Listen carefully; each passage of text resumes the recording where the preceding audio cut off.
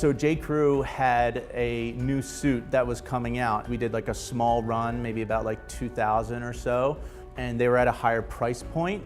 So what we wanted to do was let people know like where they were coming from, what makes them so special.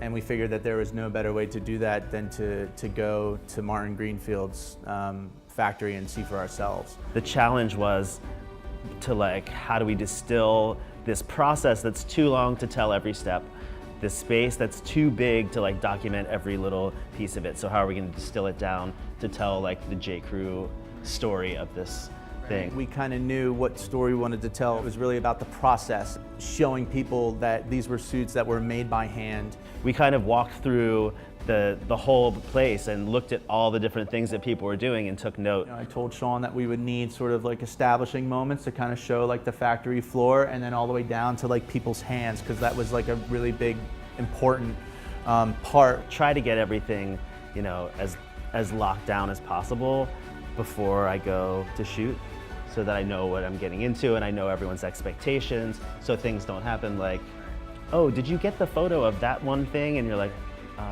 no, I didn't. And then they're like, oh, well, that's actually what the whole story is going to be about. Or, so that kind of stuff doesn't happen.